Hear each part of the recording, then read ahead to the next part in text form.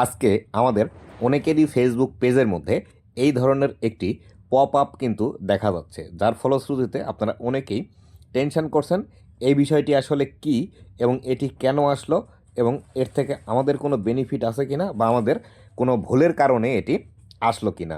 তো আজকের এই ভিডিওটিতে এই বিষয়টি সম্পর্কে বিস্তারিত আলোচনা করব, যাতে করে আপনারা এই বিষয়টি সম্পর্কে জানতে পারেন। আর এরকম অপশনটি আপনাদের কার কার এসেছে অবশ্যই কমেন্ট করে জানাবেন।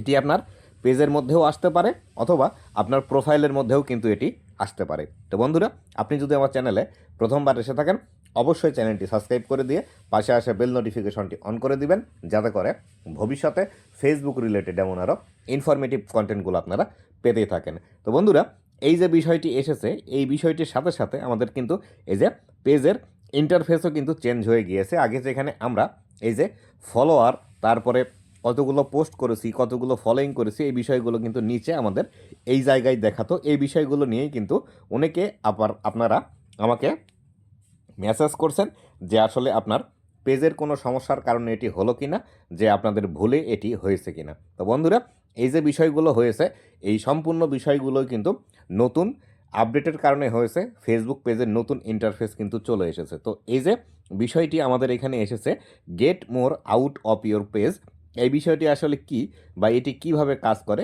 এই বিষয়টি দেখানোর জন্য আমি আমার এই পেজের স্ক্রিনশটটি নিতে ভুলে গিয়েছিলাম। তো আমার প্রোফাইল থেকে স্ক্রিনশট নিয়েছি, সেটি আপনাদেরকে দেখাচ্ছি। দেখুন, প্রোফাইলের ক্ষেত্রে get more out of Facebook লেখা আছে এই বিষয়টি, এবং পেজের ক্ষেত্রে লেখা আছে আউট অফ পেজ। দুটি বিষয় একই। যদি আপনারা এখানে আপডেট ইউর প্রোফাইল এই অপশনে ক্লিক করেন, এই অপশনে ক্লিক করার পর এরকম একটি ইন্টারফেস আসবে। এরকম ইন্টারফেস আসলে এখানে নিচের দিকে নেক্সট আসবে, নেক্সটে ক্লিক করলে আবার এরকম একটি ইন্টারফেস আসবে, আবারও নেক্সটে ক্লিক করলে এরকম একটি ইন্টারফেস আসবে। এরকম ইন্টারফেস আসলে এইখান থেকে নিচের দিকে লুক গুডস লেখা আছে, এই অপশনটিতে ক্লিক করে দিলে আবার আগের মতো এরকমভাবে আপনাদের চলে আসবে।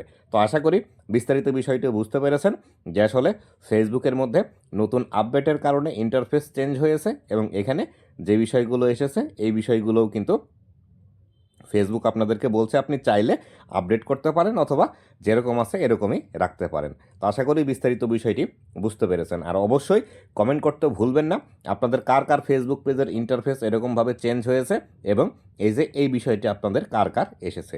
তো বন্ধুরা, এই ছিল আজকের ভিডিওটি কেমন লেগেছে অবশ্যই জানাবেন, এবং ভবিষ্যতে ফেসবুক রিলেটেড এমন আরও ইনফরমেটিভ কন্টেন্টগুলো পাওয়ার জন্য অবশ্যই আমার ফেসবুক পেজ এবং ইউটিউব চ্যানেলের সাথেই থাকবেন। ধন্যবাদ সবাইকে।